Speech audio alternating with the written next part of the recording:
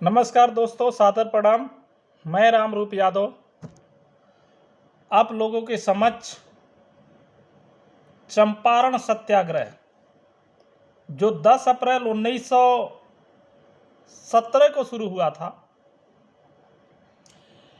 चंपारण सत्याग्रह एक ऐसा आंदोलन था जिसमें ना गोली चली, ना बारूद चला, ना ही पुलिस की लाठी चली। पूरे विश्व का एकमात्र ऐसा आंदोलन था चंपारण सत्याग्रह, जिसमें ना जुलूस निकला और ना ही कोई बड़ी सभा हुई और ना ही किसी की गिरफ्तारी हुई। गिरफ्तारी हुई तो गिरफ्तार लोगों ने खुद की जमानत लेने से इनकार कर दिया।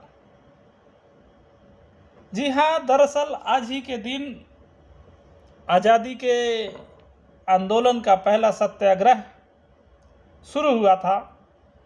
इसे लोग चंपारण का सत्याग्रह के नाम से भी जानते हैं। चंपारण सत्याग्रह यानी कि ऐसा सत्याग्रह जिसके आगे अंग्रेजी हुकूमत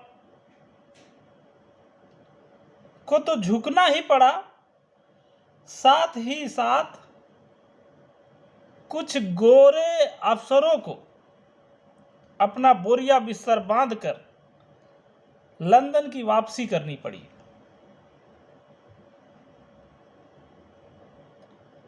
यही वो सत्याग्रह है जिसने बैरिस्टर मोहनदास करमचंद गांधी को महात्मा गांधी बना दिया।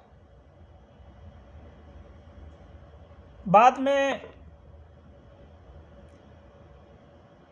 सुभाष चंद्र बोस जी ने महात्मा गांधी को राष्ट्रपिता कहा, राष्ट्रपिता कहकर संबोधित किया। बात उन दिनों की है जब पहला विश्व युद्ध चल रहा था। पूरी दुनिया में उथल पुथल थी, उथल पुथल का दौर था। ठीक उसी समय भगवान श्री राम के ससुराल राजा जनक के भूमि यानी चंपारण भी भीतर ही भीतर सुलग रहा था। सालों से गरीबी और मजबूरी की मार वहां के किसान झेल रहे थे। किसानों के लिए सहना मुश्किल हो गया था। नील की खेती ने उन्हें तबाह कर दिया था, लेकिन नील की खेती करना उनकी मजबूरी थी। इस समय अंग्रेजी हुकूमत ने, अंग्रेजी सरकार ने 3 कठिया कानून लागू कर रखा था। इसके भीतर 1 बीघे जमीन में से कम 3 कट्ठा जमीन पर नील की खेती करना अनिवार्य हो गया था। किसान अपनी जमीन कि किस हिस्से में नील की खेती करे, यह पूरा अधिकार अंग्रेजी हुकूमत के पास था। किसान कहां नील की बुवाई करेगा, यह भी अधिकार उसके पास नहीं था। फसल की कीमत बेहद कम होती थी और नील की खेती करना किसानों की मजबूरी थी। नील की खेती करने से जमीन की उर्वरता भी खत्म हो जाती थी। प्रति बीघा 19 रुपया मिलता था, 19 रुपये का भुगतान होता था, लेकिन इतनी धनराशि भी किसानों को नहीं मिल पाती थी। अधिकारियों में बंदरबांट किया जाता था। मुआवजे का कोई उचित व्यवस्था नहीं था, यानी कि हर हाल में नील की खेती करनी ही पड़ती थी और जो दाम अंग्रेजी हुकूमत दे उसे लेकर सब्र करना पड़ता था। इसके अलावा प्रशासन की ओर से तरह तरह के टैक्स कर वसूले जाते थे। उस वक्त चंपारण में नील के करीब करीब 70 के आसपास कारखाने थे। पूरे जिले पर इन कारखानों का प्रभाव था। 2 से 5 मील की दूरी पर बने इन कारखानों में अपने अपने इलाके, अपने अपने एरिया बांध रखे थे। जो किसानों पहले अन्न की खेती करते थे, उनसे लोग जबरदस्ती नील की खेती करवाते थे। इस दौरान पहला विश्व युद्ध चल रहा था। अंग्रेजी हुकूमत परेशान थी, अंग्रेजों को और पैसों की ज़रूरत थी। ऐसे में नील की खेती करने वालों पर दबाव बनाए जाने लगा। अगर कोई किसान नील की खेती करने से मना करता था तो उसकी पिटाई की जाती थी, उसके साथ दुर्व्यवहार किया जाता था। ऐसा नहीं था, किसानों ने इसके खिलाफ आवाज़ नहीं उठाई। आवाज़ उठाई साल 1914 में। छोटे किसानों ने एकजुट होकर जिला न्यायाधीश के पास अर्जी दी और अपना दुखड़ा सुनाया। नतीजा यह हुआ कि कुछ करों में राहत तो मिली। इसमें कारखानों की ओर से वसूली किए जाने वाला एक आना कर था। कारखानों की आमदनी कम हुई तो लोग किसानों से नील की खेती के लिए अलग से सिंचाई का पैसा वसूलने लगे। यह वसूली भी बंद हो गई। नील के धंधे से जुड़े आला अधिकारी किसानों पर जो कर लगाते थे, अगर किसान उसे नहीं भरता था तो उनके लिए कड़ी से कड़ी सजा का प्रावधान अंग्रेजी हुकूमत, ब्रिटिश हुकूमत ने कर रखा था। इससे पहले सन 1859 के आसपास बंगाल के किसानों ने नील की खेती का विरोध किया था। नील की खेती के खिलाफ अंग्रेजों के खिलाफ लड़ाई लड़ी थी, जिसे इतिहास में नील विद्रोह के नाम से जाना जाता है। इसके बावजूद नील की खेती में जुटे किसानों की परेशानी कम नहीं हुई थी। बंगाल से लेकर बिहार तक किसानों की दुर्दशा बरकरार थी। उन पर उधार बढ़ता जाता था, जमीनें बंजर हो जाती थी। उस जमीन पर दूसरी फसल को पैदा करना बेहद कम हो चुका था। चंपारण में भूखमरी की नौबत आ गई। किसानों को कोई रास्ता दिखाई नहीं दे रहा था। उन्हें एक ऐसे इंसान की ज़रूरत थी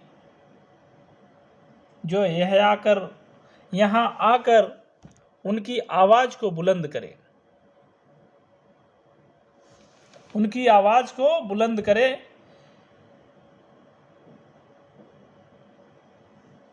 उन्हें अत्याचारों की अंधेरी खाई से बाहर निकाले। उधर गांधी भी अपने सत्याग्रह के अस्त्र को आजमाना चाहते थे। यानी चंपारण को गांधी की जरूरत थी और गांधी को चंपारण जैसे हालात की जरूरत थी, जहां से वे शोषण और हिंसा के खिलाफ अहिंसा का रण छोड़ सके। कहना अतिशयोक्त नहीं होगा, चंपारण के एक साधारण से किसान राजकुमार यादव अपनी और अपने जैसे किसानों की हालात से दुखी थे। वे नील के दाग को धो डालना चाहते थे। जब उन्होंने इसके खिलाफ आवाज बुलंद की तो अंग्रेजी हुकूमत ने उन्हें जेल के सलाखों के पीछे भेज दिया। फर्जी केस में उनको फंसा के जेल में डाल दिया गया। उनके परिवार के लोगों को परेशान किया जाने लगा प्रशासन के द्वारा।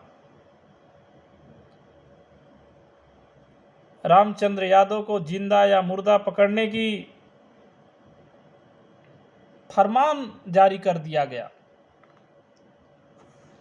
यादव के पास कोई और रास्ता नहीं बचा। तब उन्होंने देश के किसी बड़े नेता को चंपारण लाने की ठानी। पहले वे बाल गंगाधर तिलक, पंडित मदन मोहन मालवीय के पास अपना प्रस्ताव लेकर गए, लेकिन इन दोनों नेताओं ने प्रस्ताव को यह कहकर ठुकरा दिया कि हमारे पास समय का अभाव है, स्वतंत्रता की लड़ाई चल रही है।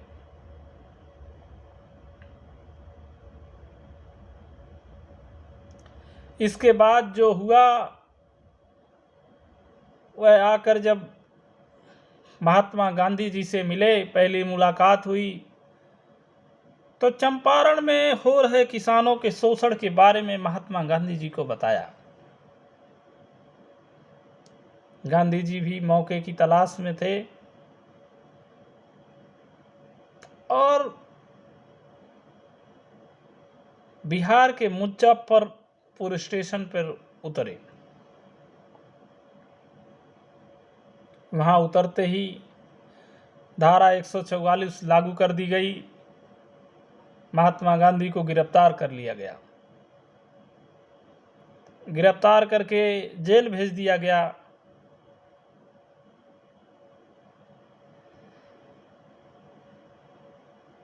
ग्यारह तारीख को उन्हें मजिस्ट्रेट के सामने पेश किया गया। गांधी जी बड़ी बेबाकी से और विनम्रता पूर्वक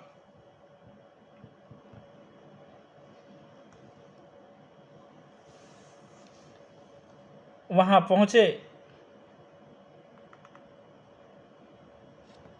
उन्होंने कहा, किसानों की हालात, हम यहाँ किसानों की हालात जानने आए हैं। अगर किसान लोगों की हालात को जानना जुर्म है तो मुझे यह जुर्म कबूल है।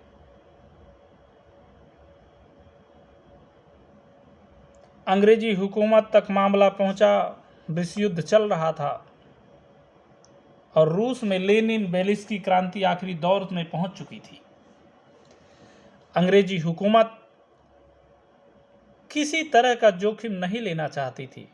ऐसे में उसने गांधी के आगे झुकते हुए मुकदमा वापस ले लिया और जांच में सहयोग का आदेश दे दिया। सत्य की पहली जीत हुई। गांधी खुलकर गांव-गांव जाने लगे। 5,000 से ज़्यादा किसानों के बयान दर्ज हुए। चंपारण सत्याग्रह की यह दूसरी सबसे बड़ी जीत थी, जब प्रांतीय सरकार ने भी किसानों पर अत्याचार के खिलाफ जांच के लिए एक समिति बना दी और समिति में गांधी जी को सदस्य नामित कर दिया। गांधी जी को समिति में जगह मिली। बाद में समिति की अनुशंसा पर करीब 100 साल पुराना तिनकठिया यानी 3 कठिया प्रथा कानूनी तौर पर खत्म कर दिया गया। किसानों से अवैध रूप से वसूले गए धन का 25% भाग भी लौटाया गया। शमशार हुए कई अंग्रेजी अफसर अपना सामान बांधकर अपने देश लौट गए। सत्य के प्रयोग में महात्मा गांधी ने लिखा है, परेशानी किसानों की थी तो मैं चाहता था कि वही बोले, अपनी आवाज को बुलंद करें। इस सत्याग्रह को मैं राजनीति से दूर रखना चाहता था। इसलिए सभी अखबारों के संपादकों को चिट्ठी लिखकर मैंने चंपारण ना भेजने की, किसी भी संवाददाता को चंपारण ना भेजने की दरख्वास्त की थी। चंपारण सत्याग्रह से 100 साल से भी पुरानी प्रथा चली आ रही नील तिनकठिया कानून समाप्त हुई। नील की खेती में बदन जलाती औरतें और बच्चों का उनका हक मिल गया। वहीं गांधी की राजनीति में धमाकेदार उदय हुआ। साथ ही देश को एक नया नेता मिला। तो नई तरह की अहिंसक राजनीति भी मिली। जैसे गंगा का उद्गम गंगोत्री से हुआ है, ठीक वैसे गांधी से बापू और महात्मा बनने के सफर का पहला स्टेशन चंपारण है। हमें दीजिए इजाजत। धन्यवाद।